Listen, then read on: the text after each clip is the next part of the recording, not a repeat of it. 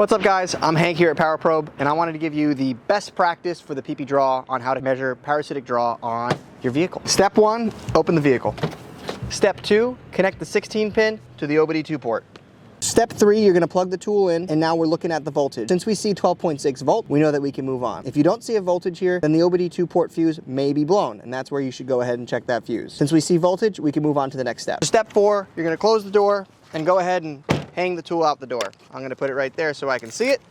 Now the car is closed. You're going to want the keys to get out of there so you can let the modules go to sleep. So I'm going to go ahead and get them as far away as possible. Now, at this point, my keys are away. The vehicle can go to sleep. I'm going to let it sit for about 10 to 15 minutes before I move on to the next step. So at this point, we're going to let every module go to bed. What we want to do is press Smart Output, and now we're outputting voltage 12.8 volt through the OBD2 port. Now this next step is very important. Follow me. So step 6, what you're going to do is actually disconnect the battery from the vehicle. Right now we have 2 voltage sources, the PPDRAW and the battery. We want all of the current from the vehicle to go through the PPDRAW and the OBD2 port.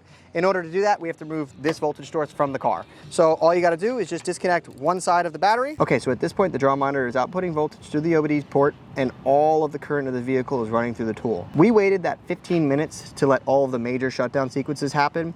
Now we have about 136 milliamps here. This is going to drop to about 35 in about 5 minutes. But at this point, we're going to let it sit for another couple minutes, and then we'll have the true draw. I want to show you something else in the meantime. Now we're going to press the link app so that we can connect my phone app to the tool. It's good to note that there are 2 apps, the PowerProbe Link app and the PowerProbe app. PowerProbe app is for the Maestro, the PowerProbe Link app is for all our new tools. So you're going to click PowerProbe Link. We found the draw monitor, and we're going to click that. Here's where I can monitor exactly what the draw monitor is saying over there. If I wanted to, I can go work on a completely separate car, pull this out in a couple minutes, and just see if that drops, see if we're at rest yet. You can also do some record. So to record, you just press start to record there. You can name it, and bam, bam, shaboom, we're looking and we're recording this entire data. So if I wanted to do long-term measurements, this is how I can do that. It's good to note that this is Bluetooth. The actual device has to be semi-close by to the tool. If you want to do overnight monitoring, you just have to keep the device close by. One other thing to note is that when you're doing your overnight monitoring, you don't want the tool to die. So you can actually plug the tool in while it's doing its output. So you can plug it to the wall with a USB-C charger,